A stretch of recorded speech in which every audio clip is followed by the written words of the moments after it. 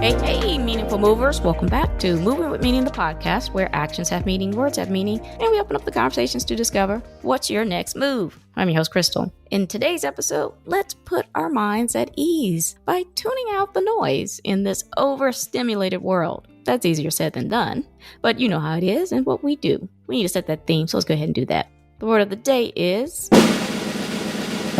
purpose. This is the reason for which you do something or put into place a framework, even a mindset to achieve a target goal. To me, we use this word in this context without truly articulating what our objective is and why do we believe in it. Sometimes we will subconsciously construct an objective because there's less risk involved. Avoidance over acknowledgement. Well, that's enough of me talking. How about we introduce our guest? There's no one better to do that than himself. Craig, why don't you give the people a bit of background about yourself and what you're going to share with us today?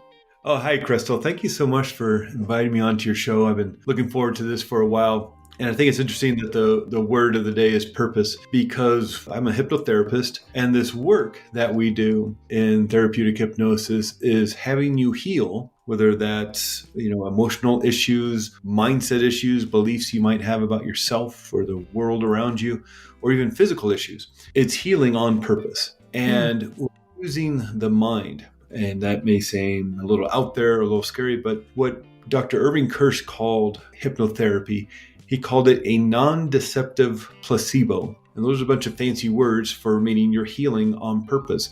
We've probably all heard about research studies that have been done. Any sort of research that's published in a peer-reviewed medical or scientific journal has to have the control group. And so let's say there's a pharmaceutical company and they're doing medications for high blood pressure. They have to have half the group take a fake pill, because they know mind will heal the body. They actually have to account for that in their research. And so half the people will get the sugar pill, and a lot of the people will get better, maybe 30%. They're literally healing themselves through their mind. They're just being tricked into doing it by saying, oh, this pill that looks exactly like the real medication that has no healing potential whatsoever, no medicinal value to it, will heal you. And they're, oh, okay. And they do it. And so what Dr. Irving Kirsch says, okay, well, this is healing with the mind, only we're doing it on purpose. And so there's nothing magical or mystical about hypnotherapy or what I do. It's just relaxing the mind and body to the point where you can quiet down that conscious level of mind and access the subconscious, where a lot of that hurt and pain and the wounds that we've maybe been holding on to since we were kids, it's where that stuff is stored. And it's not that your subconscious mind is against you. It's for you. It's for your health. It's for your benefit.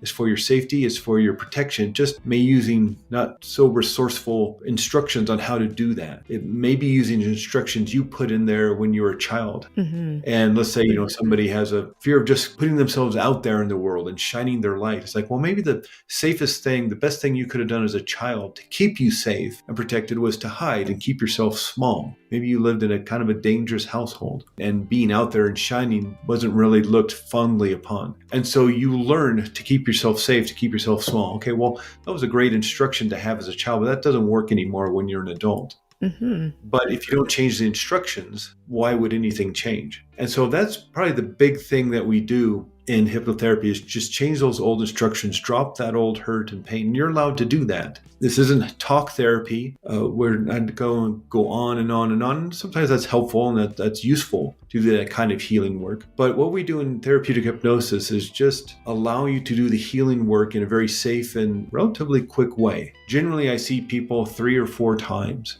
as opposed to maybe like a talk therapist who over the course of 2 years and you're seeing them 80, 90, 100 times. We're going to do this work, but it's like you're going to do the healing work. I'm not going to fix you. Hypnotherapy in and of itself is not going to fix you. You're going to fix yourself. Yeah. But you're going to do it on purpose. Oh, I'm just loving this. Before we jump into that, you mentioned 80, 90 times going to a therapist and then reducing it to, like you said, 4 or 5. That's not a profitable model. You know what I'm saying? So you gotta, right. No. And that's good because you're not for profit. You're really, truly about help, about support. Yeah. Okay. Yeah. It's definitely something to think about if you're thinking about getting into this business. Definitely not the get rich quick scheme, but it's extraordinarily satisfying and joyful work to help people in that way. But what's interesting about talk therapy, just real quick, probably a lot of your listeners know about Sigmund Freud. Mm-hmm. And Sigmund Freud was a hypnotherapist. He started started off studying hypnotherapy back in Vienna in the late 1800s. He had a speech impediment. When you're a hypnotherapist, you talk a lot because not only are you engaging with the person you're working with, you want to, know a little bit more about what they want to work on. But then there's the inductions, and there's deepening and getting them more and more relaxed. And then there's the healing work you're doing. And maybe there's some sort of visualization exercise you want to add into that, and some other techniques. And then there's the suggestions you want to throw in to improve how they feel about themselves and all that. Plus then waking them up and then talking to them about how their experience. So you talk a lot. And if you have a speech impediment, that's not going to go very well. And he also was annoyed that people would go into a hypnotherapist's office with the problem and walk out without the problem. He wanted to really dive in and look deeply into, why this darkness and why this shadow and why this hurt and pain has been held on to. And let's dive deep into that. Not really helping them heal it, but just like discovering more about it. He literally called it this form of analytical psychology that he was developing. He literally called it talk therapy because he's just going to have the person talk about it. So he didn't have to do any of the talking. He'd have the other person do all the talking. And he said about this new type of therapy he was developing was that it was not a poor man's therapy because it was going to take hundreds and hundreds of hours to complete. And so it's kind of a head scratching. It's like, well, who's this therapy really for? I mean, I guess it's may be interesting and maybe insightful to discover some of the more nuanced issues around what you're dealing with, but why not just let it go and drop it? It's sort of like, we hold onto a pin very tightly with our fist. And sometimes we hold on to that pin for so long that starts feeling very familiar to us. After a while, it starts feeling comfortably miserable, but it's comfortable because it's so familiar to us. And then after a while, we hold on to this pen, we grip onto it with our fist for so long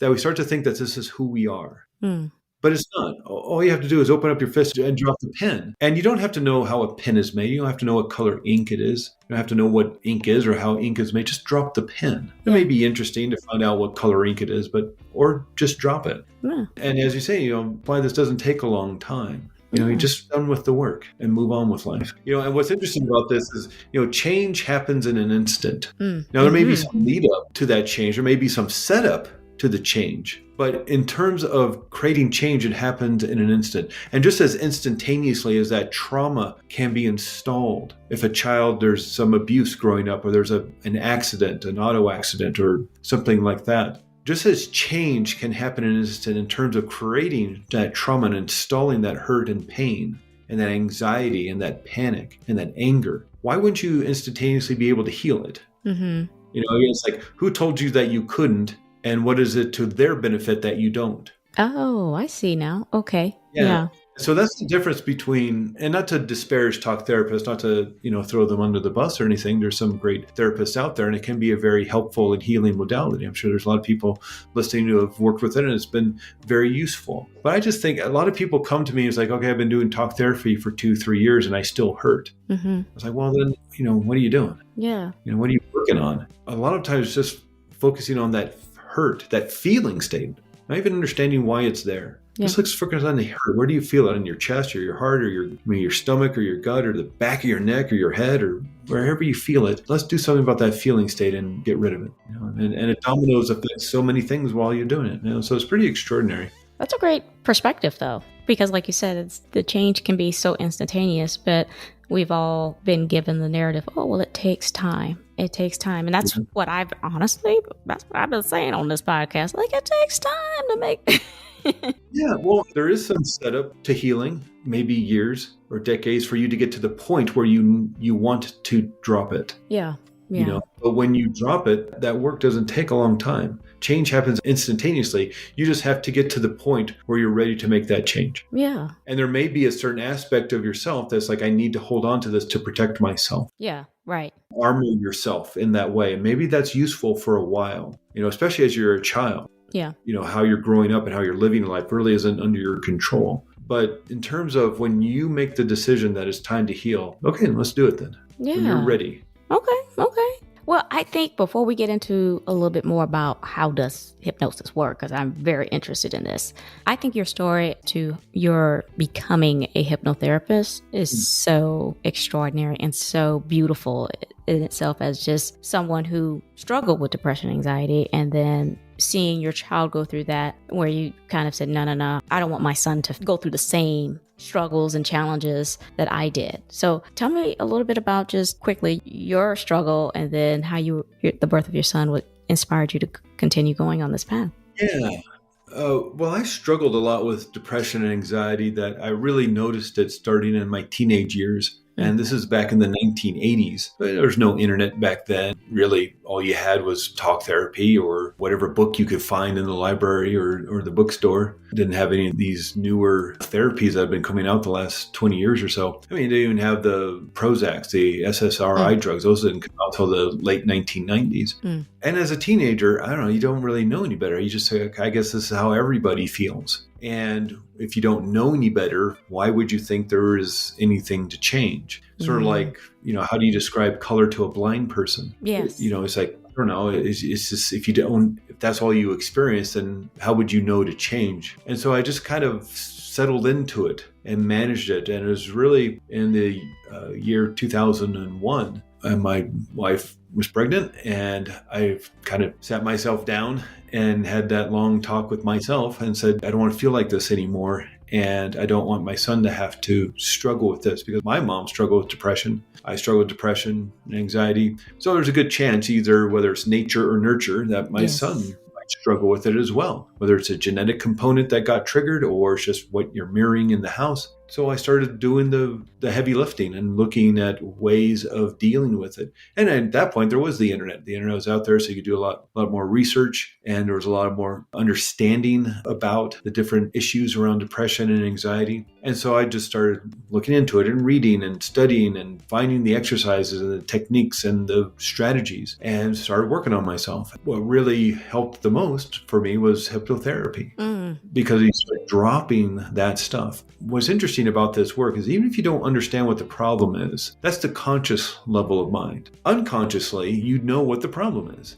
Because especially as the issue of anxiety, more than likely, you're not anxious all the time. It's just in certain situations. Yeah, right. And you may not even know what the trigger is or what the situations are, because you feel anxious at the grocery store and at work and driving down the road, but not all the time at work and not all the time at the grocery store. There's just certain instances, you know what they are, because your mind is literally changing your physiology. And that's hard to do. Yeah. You have to start creating a different brain chemistry. You have to start creating adrenaline and cortisol, those hormones. You have to start creating these neuropeptides, these molecules the brain creates that gets dumped into the bloodstream. These molecules are sending the message of emotion to your body. That's why you feel like that. That's why you can differentiate between anger and anxiety and sadness and joy and happiness. It's because of these neuropeptides. And if you're dealing with the stress response, 300% more blood is moving into the big muscles of your arms to fight, 300% more blood moving to big muscles of your legs to escape. That's got to come from somewhere. So your body starts shutting down the power on your immune system. That's why people get sick with stress. They start shutting down the power in your digestive system. That's why people get irritable bowel syndrome. And that's hard to do. Here we go. It's doing it on purpose. You just don't know why. But unconsciously, you know exactly why you're doing it, because you're doing it. Yes. And you're only doing it in specific situations. Again, you may not really understand what those situations are, but it's happening. But it's just happening automatically. It's gone to the point where you've practiced this so much that's now become an automatic habit. Because what is strongest within your mind is what you do over and over again. What you practice, you get better. And we know this, if anybody's learned how to play the piano or the violin or the guitar or something, or dance or martial arts, learning how to ride a bicycle or learning how to walk as a child, learning how to speak a foreign language. What you practice, you get better at. But what if you're practicing armoring yourself against a threat that you're not even sure what it is? But there's some instructions in your subconscious mind. When A, B, C, and D happen in the world, you need to armor yourself. Right. And sometimes that's with anger. And we probably know those people in our lives that just get enraged. Yeah. And it's at the drop of the hat. Maybe they're family members or friends or coworkers. You can just see, this meeting's not going to go very well, and I know that person's going to get really enraged. And they do, because it's automatic for them. Whatever reason, they're armoring themselves with that anger. They've now practiced it to the point that it's just automatic and it happens. They don't even have to think about it. And so just like, if you want, I need to go get a glass of water. You don't think, sit up out of the chair, left foot, right foot. You just do it. You just go. Yeah. And our emotions can react in the same kind of way automatically like that. Yeah. So a lot of this work is just, healing those old wounds that create that reaction, and then starting new instructions that you can then practice. So you can have all the joy, all the happiness, all the confidence, all the feelings of success and gratitude that you want, but it does come with some practice. Like anything, just because you remove the hurt and pain doesn't automatically think you're full of joy and happiness. Maybe you will be, but if not, well, you can practice that. I like that. I like that point that you just made right there, because it's the expectation, right? At the end of this, once I do this, I expect this to happen.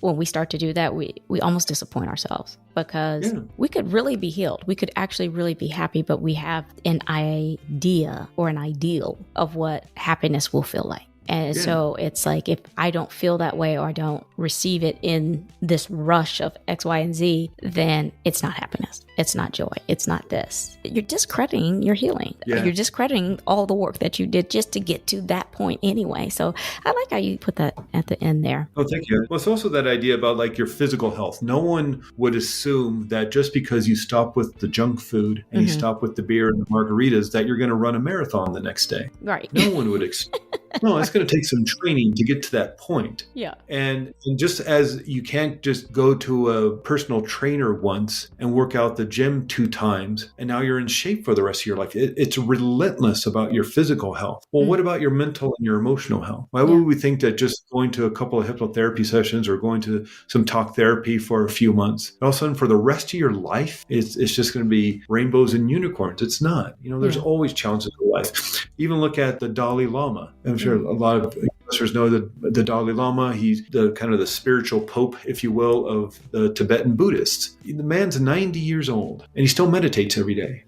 If anybody's to have it down by now, it would be that guy, because that's all he's done. He's this practice and these techniques and teaching about it most of his life. But you read his books and he talks about the anger and the sorrow and despair, what's going on in Tibet. Chinese government still bulldozing down his monasteries to build roads and buildings, and probably mainly to give him the middle finger. And they're still, arresting his monks and torturing his monks. And of course, that's going to create a lot of anger and despair. He's a human being. Yeah. But he doesn't want that to be who he is, his essence. And as a human being, he's going to feel the full spectrum of emotions. He's not going to shut off anger, because there are times to be angry. But in terms of who he is at his very heart, he wants to be filled with loving kindness and compassion. So every day he practices that, even at 90 years old, even after in that realm and that culture. He was discovered as the Dalai Lama when he was like 5 or 6 years old. So he's been training some 85 years. Again, you think he'd have it down by now, but he still practices. Any master musician is still going to practice every day. Any athlete is still going to practice every day. Even if they've won,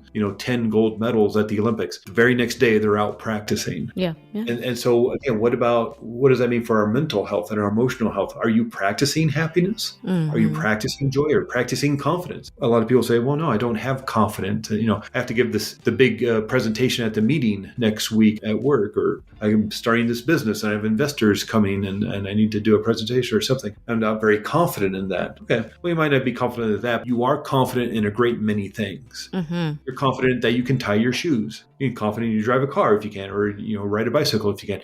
You're confident in a great many things. You're confident that you can walk over to the kitchen faucet, turn it on, and drink a glass of water. You're confident that you can do that. Well, what does that feel like, and where do you feel that in your body? And now let's link it to doing that presentation. I like that. That's what you're saying. What is hypnotherapy? That's it. Yeah. And it's not that we're doing anything that you're not doing already, because a lot of the issues people come to see me for, it's that they've hypnotized themselves already. I know the most peaceful, most wonderful people, most joyful people, but you get them in a car on a freeway driving, the rage that comes out. And why is that? They have hypnotized themselves to literally change their personality. Right? When they get on the road, everybody's an idiot. Look at this guy with his blinker still on. Who's this guy going too fast? Don't ride my bumper. I'm not going to get out of the way. Like, my God, you're the most compassionate, loving person outside of a car. Yeah, but you get yourself inside, and this hypnotizes them to literally change their personality. And you can see this in maybe other places. What situation causes maybe anxiety or causes love? You see it with grandparents.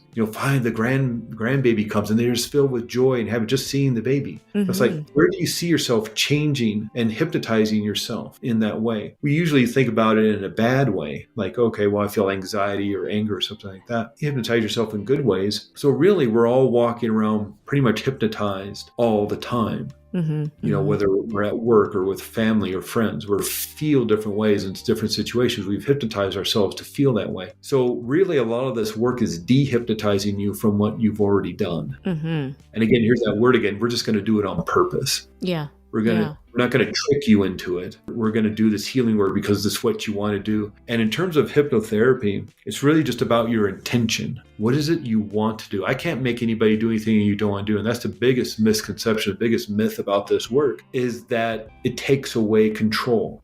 I have no control. It's really about giving it back to you in a conscious way. That's why smoking cessation, people want to quit smoking. That's not 100% guaranteed because if you don't want to quit smoking, you're not going to quit. Right. If the wife says, sends the husband to go quit smoking because it's a lot of money to smoke and it's gross and disgusting. But if the husband doesn't want to quit, they're not going to quit. That's why I can't go into the Las Vegas casinos and clubs and things and just snappy, wavy. Everybody quits smoking.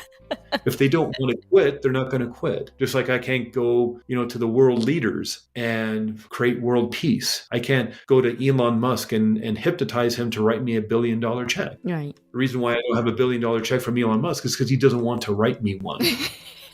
So if you don't want to change, you're not going to change. But imagine if you do. And so just like, if somebody wants to come to quit smoking, you're going to quit smoking because you want to. But then I can't add in some sort of suggestions to go rob a bank later that afternoon, and we'll split the money because it's against your morals. It's against your ethics. You're not going to do it. Yeah. And a lot of people know hypnosis from the shows they see maybe in comedy clubs or Las Vegas or YouTube videos or something like that. And it's silly. These people are singing like Elvis Presley and dancing like Michael Jackson and barking like dogs and quacking like ducks and riding roller coasters and all sorts of weird stuff. And the reason why they're doing that is because they want to.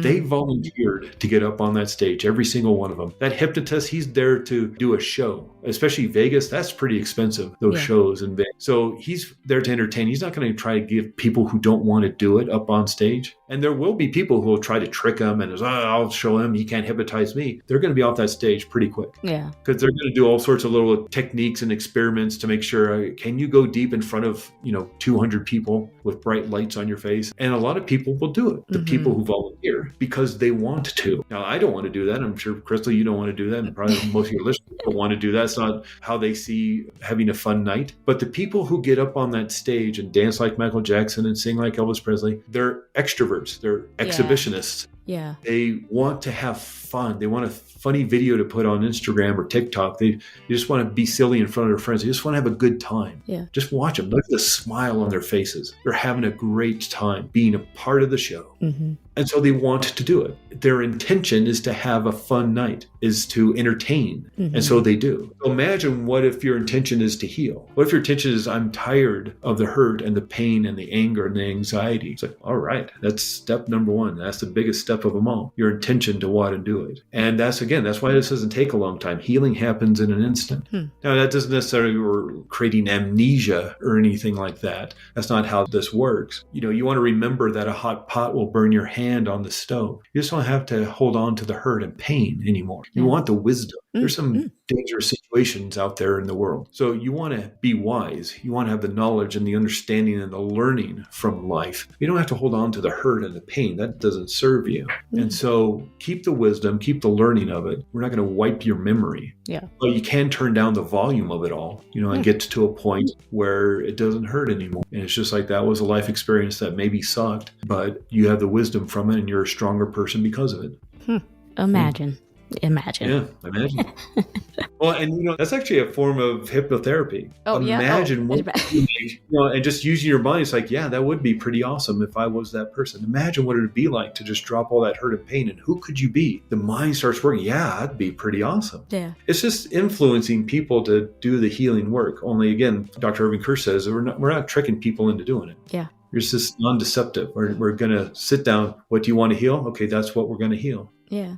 And you may not even know what you need to heal. I send people an intake form before a session to get more details. Usually we talk on the phone. We have like a consultation call just to make sure it's a good fit and that hypnotherapy can help and what it's all about. You write what you need to write. And some people will write 7 detailed paragraphs about what they want to work on, the hurt, the pain they've been through. Other people may write just one word, anxiety. Mm-hmm. All right. That is exactly what we will work on. Because again, I'm not healing anybody. And hypnotherapy, you're healing yourself. So you know what that means when you say, I want to work on my anxiety. Oh, okay. Yeah. Yeah. So then that's what we work on. You might not even consciously understand what that means. Well, of But your course, subconscious mind, again, is like leading you to this work, just like it does with the rest of your day. Subconscious mind makes up 95% of mind, according to neuroscience. Conscious mind is 5% of mind, and yet we think that's what's leading our lives. It's not. Yeah. It's the unconscious mind. That's why if you've ever taken any sort of medication, you know that the color of the medication means something. Oh, Like interesting. the softer colors of light blue and green work better as tranquilizers, whereas more stimulants are going to be red or yellow. The best pills are green or pink. It works better if the brand name is on the pill. It's better if they're oval rather than round. Oh, wow. There was a research study that was done. These actors would go into a park, something like Central Park, a big park. There's people hanging out and sitting on park benches and things. And they would go up to these people, sit on the bench with them, and they'd have a cup of coffee in their hands. They'd say, excuse me, could you hold my coffee? I need to get my phone out of my pocket and text my mom. Half the time they had hot coffee. The other half had iced coffee. But the person would hold the coffee, the person would get their phone out, fiddle on their phone, say, oh, thank you so much, grab the coffee and leave. Yeah. A half an hour later, a person with a clipboard, a researcher, would come up to that person and say, I have $20. And if you would read these 3 paragraphs and answer 2 questions, you can have this $20. It'll take you all of 2 minutes. And so most of the people did it. They went up to about 100 people. And they read these 3 paragraphs. And the questions were about the character traits and the attributes and the characteristics of the main character. And the people who held the iced coffee, 81% of them said that the main character was cold and distant. The people who held the hot coffee said they were warm and engaging. Mm-hmm. It was the same story. Mm-hmm. And so you think that your perceptions are all within you and you're controlling them or not. They're all about your external environment. Mm-hmm. Just by holding iced coffee, that's why when you're thinking about having a meeting, serve warm drinks beforehand. Mm-hmm. And people will see you as a warmer person giving your presentation. Yeah. It's just little things like that influence this. And so even just the color of a pill. And so it's just your perception of this kind of stuff. Wine tastes better if it's poured from a heavier bottle. Mm-hmm. Your car drives better. It feels smoother after it's been cleaned inside and out. Yeah. But it's not. It's the same car. You just, cleaned the windshield. Yeah. Medications work better if they're more expensive. Yeah. And have a brand name on them. Well, it better work if we're going to spend that money. Yeah. Yeah. And so it's like, well, it must be good. It's so expensive. So it's $50 a pill. It must be really good. Yeah. It's all this influence from our world. Again, that's the thing. It's like, we're already hypnotized. Yeah. It's just like, let's do it on purpose. Well, I don't know, you went through this whole, I had it planned out, but you really flowed through that very well. Oh, thank you. Do you have any golden nuggets that you just want to add some catch up and leave the people with? The biggest one, and I've already mentioned it, so there's no surprise here, but the biggest one is just what you practice, you get better at.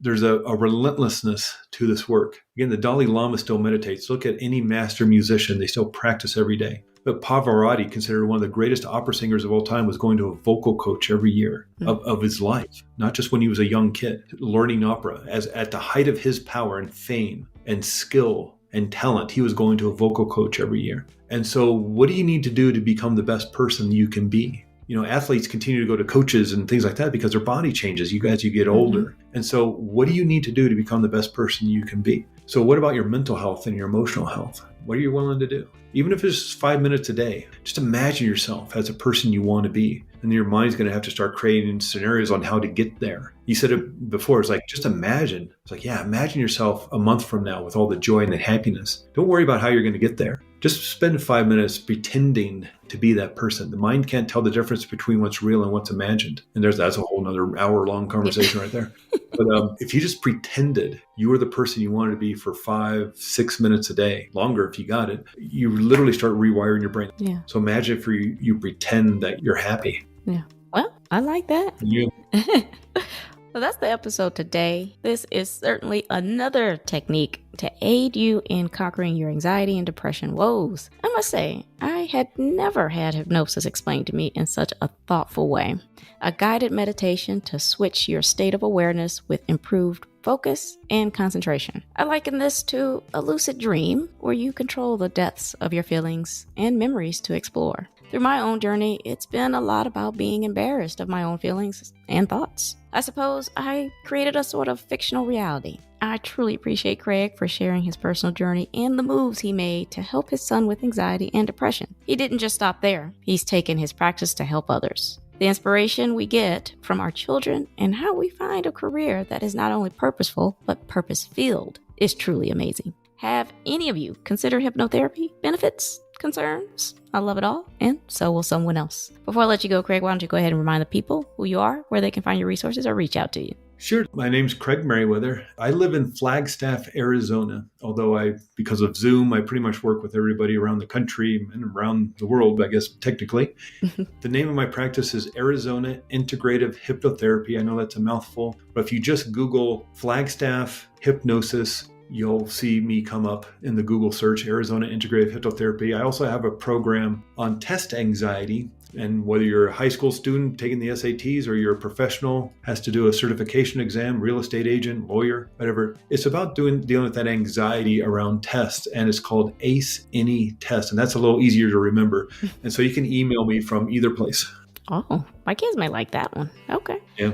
I'll make sure to include all of Craig's resources and connections in the episode description, as well as on my website's resources page, movingwithmeaning.com. Make sure you guys subscribe to the show, Moving With Me in the podcast, and tap that alert bell so you know when these episodes drop. I am on Apple Podcasts, Amazon Music, Spotify, and YouTube Music. Please share, like, repost, and follow. Tag someone. We're creating a community. Quick housekeeping before you go. Follow me on Instagram at movingwithmeaning82 and on Pinterest at author Gay B. Clark. Also, connect with me on LinkedIn. I do dabble in TikTok at Krystal B. Clark. My Etsy store has some handy dandy digital downloads. Lastly, run over to my YouTube channel and have a look or two.